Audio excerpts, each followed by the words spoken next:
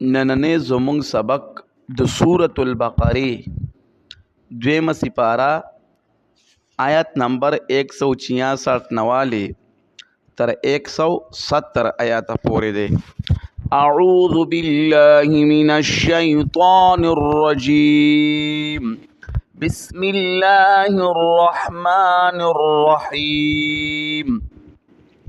سبحانك لا علم لنا إلا ما علمتنا إنك أنت العليم الحكيم إذ تبرأ الذين اتبعوا کله چې بیزار شي هغه کسان چې تابعداري کړې شي ناکاره پیران من الذين اتبعوا دا کسانو نه چې تابعداري کړې وه ناکاره مریدان ورأوا العذاب او ویني دی عذاب وتقطعت بهم الاسباب او پرې بکړې شي د دې رشتې د مینې محبت. وقال الذين اتبعوا او بوایي کسان چې تابعداري کړې وه لو ان لنا کره کوي مونږ لره واپس تل دنیا ته فنتبرأ منهم كما تبرؤوا منا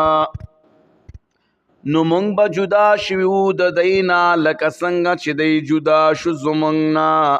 كذلك يريهم الله اعمالهم حسرات عليهم دارنګ خای دیتا الله عملنا د دی افسوسنا په دی باندې وما هم بخارجين من النار او نبوی دی وطن کی د اورنا. یا ایها الناس كلوا مما في الارض حلالا طیبا اے خلکو خورئ د هغه نه چې په ځمکه کې دی حلال پاک ولا تتبعوا خطوات الشیطان او تابعداري مکوئ د قدمونو د شیطان انه لکم عدو مبین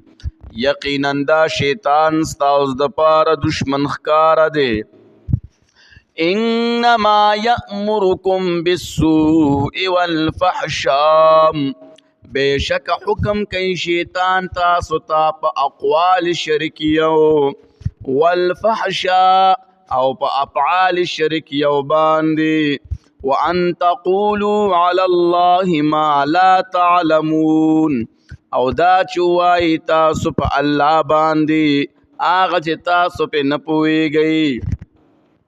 واذا قيل لهم اتبعوا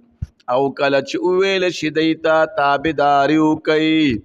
ما انزل الله د هغه کتاب چې رالیږلی دی الله قالوا وایي دی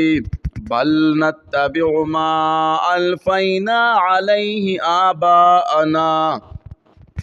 بلکې تابعداري کوو مونږ د هغه چې موندلي دي مونږ په هغې باندې مشران خپل اولو کان آباؤهم اگر چې مشران د دی لا یعقلون شیئا